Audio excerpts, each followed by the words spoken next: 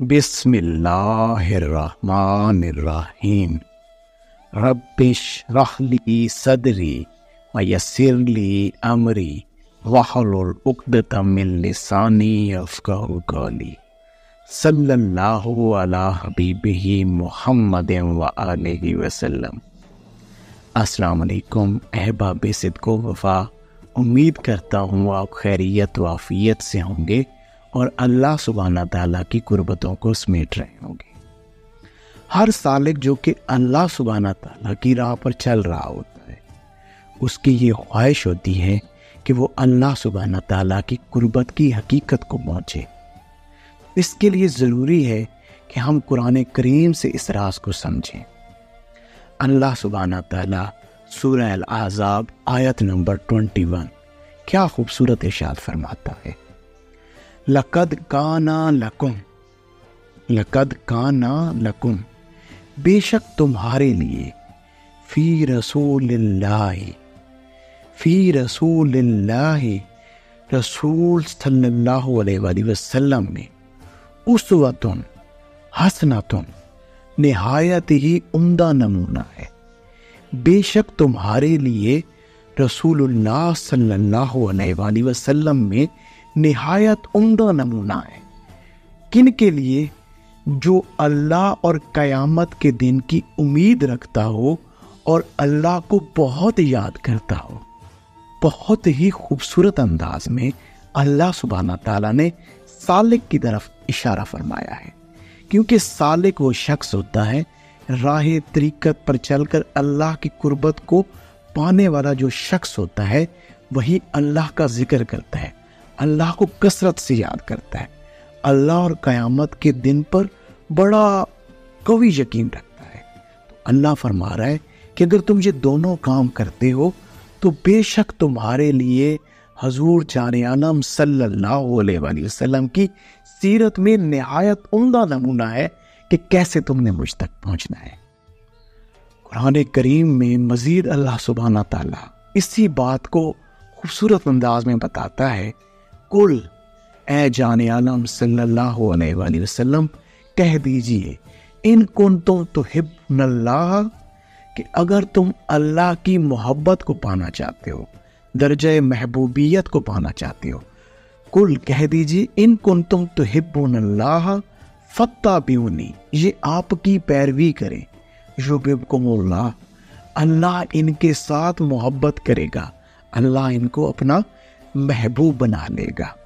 علامہ اقبال رحمۃ اللہ علیہ، قوت عشق سے ہر پست کو بالا کر دے، قوت عشق سے ہر پست کو بالا کر دے، دوہر میں اسم محمد سے اجالا کر دے، دوہر میں اسم محمد سے اجالا کر دے۔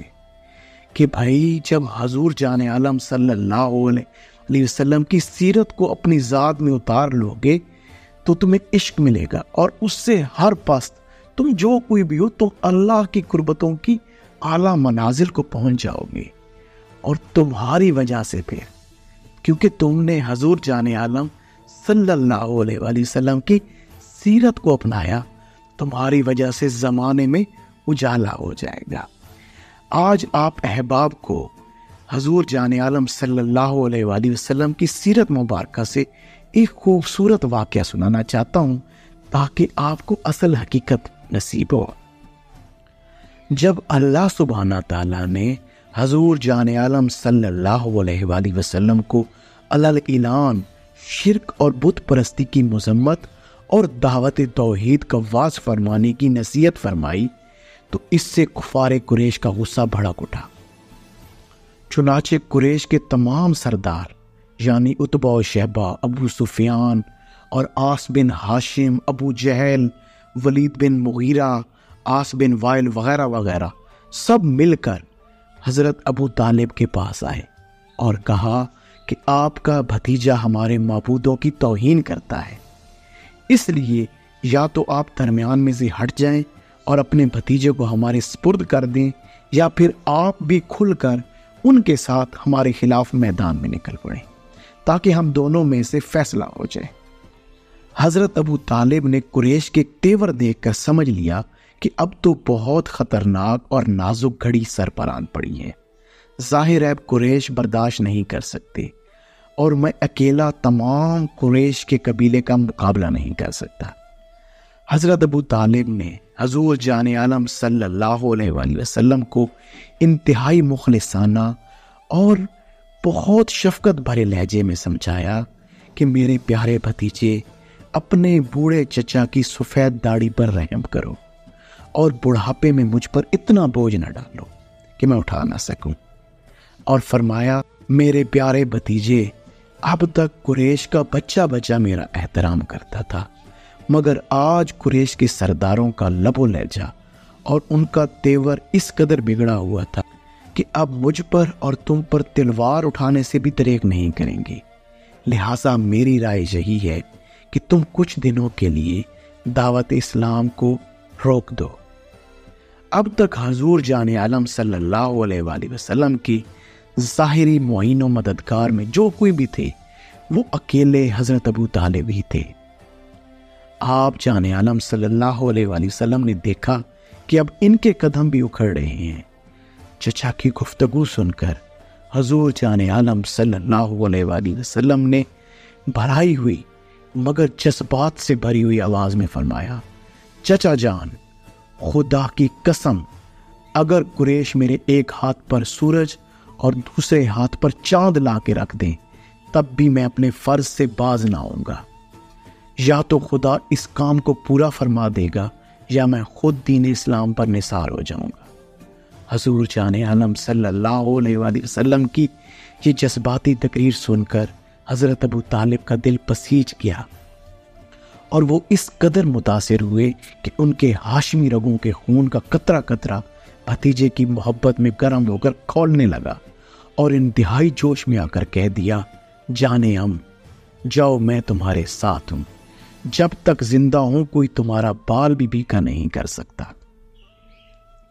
احباب اور سالکین حق، یاد رکھیں اور یہ سوچیں کہ ہم نے آخر آج کے دن تک اللہ کے لیے کیا ہی کیا ہے۔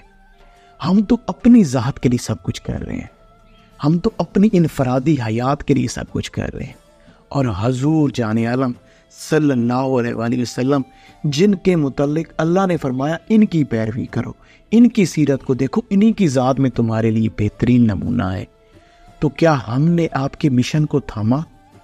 آپ نے اصلاح معاشرہ کے لیے کیا کیا غم نہیں اٹھائے اپنے اوپر، اور ہم ہلکا سا غم بھی برداشت نہیں کرتے۔ ہم نے آج دن تک اللہ کے لیے تو کوئی غم برداشت کیا ہی نہیں۔ ذرا سی پریشانی پر ہم رونا دھونا شروع کر دیتے ہیں۔ ہمارے پاس اللہ کی نعمتوں کے انبار لگے ہوئے ہیں، کبھی ان کا شکر ادا نہیں کیا۔ مالک نے جو اتنی عنایات کی، اپنا وجود کی طرف خالی صرف دیکھیں، صرف اپنے وجود کو ہی دیکھ لیں۔ آپ کے وجود کو اللہ سبحانہ تعالیٰ نے مکمل بنایا، کوئی بیماری نہیں دی، بہت سارے معاملات، اس کا شکر کس نے ادا کیا؟ اللہ نے ہاتھ پاؤں سلامت دی، اس کا شکر کس نے ادا کرنا ہے؟ آنکھیں سلامت دی، کوئی ایسا بڑا معاملہ نہیں دیا۔ آپ حضور جان عالم صلی اللہ علیہ وآلہ وسلم کی سیرت کو پڑھیں، ہر ہفتے کوئی نہ کوئی نیا کام۔ آپ حضور جان عالم صلی اللہ علیہ وآلہ وسلم کی سیرت مبارکہ کو پڑھیں، ہر ہفتے کوئی نہ کوئی نیا غزوہ، کوئی نہ کوئی نئی پریشانی، کوئی نہ کوئی نیا ایسا معاملہ کھل جاتا تھا جس میں حضور کی ذات کے معاملات اس قدر آپ کے اوپر پریشانی اور غم ڈالے جاتے۔ جب اللہ کے حبیب آپ نے یہ سب برداشت کیا تو ہم بھلا کیا ہیں؟ ہم کیوں شکایتیں کرتے ہیں اللہ سے؟ ہم نے اللہ کا شکر ادا نہیں کیا، ہم مصیبتوں پر صبر نہیں کرتے، تو ہم کون سے سالک ہیں؟ سالک کو یہ بات خوب سمجھ لینی چاہیے، سیرت النبی صلی اللہ علیہ وسلم کا مطالعہ کرے تاکہ اس کو نمونہ ملے، راہ ملے، اس کو پتہ چلے کہ بھائی سونے کو کندن بننے کے لیے آگ میں سے گزرنا پڑتا ہے، دنیا کی آگ میں سے، ہر طرح کی آزمائش میں سے گزرنا پڑتا ہے۔ یہ نہیں ہو سکتا کیونکہ آپ سونا ہے، کیونکہ آپ اللہ کی راہ پہ چل رہے ہیں، لیکن سونے میں بھی امپیورٹیز ہیں، کثافتیں ہیں۔ اب ان کثافتوں کو دور کرنے کے لیے، اس کو کندن بنانے کے لیے آگ میں سے گزارنا پڑے گا، دکھوں پریشانیوں میں سے گزارنا پڑے گا۔ علامہ اقبال رحمت اللہ علیہ، ما عرفنا نے چھپا رکھی ہے عظمت تیری، ما عرفنا نے چھپا رکھی ہے عظمت تیری، کعبہ قوسین سے کھلتی ہے حقیقت تیری۔ آپ فرما رہے ہیں کہ ہم نے حضور کو نہیں پہچانا، ما عرفنا، ہم نہیں پہچان سکے ویسے، اللہ کو بھی نہیں پہچان سکے ویسے، نہ ہی ہم جان عالم صلی اللہ علیہ وسلم کو پہچان سکے ہیں۔ ما عرفنا نے چھپا رکھی ہے عظمت تیری، جو پہچان جاتا ہے اسی کو حضور کی عظمت کا پتہ چلتا ہے، پھر اس کی جو زندگی ہے وہ بہت آسان ہو جاتی ہے، کیونکہ وہ ان معاملات میں سمجھ جاتا ہے کہ میرے حبیب جان عالم صلی اللہ علیہ وسلم کی سیرت میرے لیے نمونہ ہے، تو میری تو پریشانیاں کوئی پریشانیاں ہی نہیں۔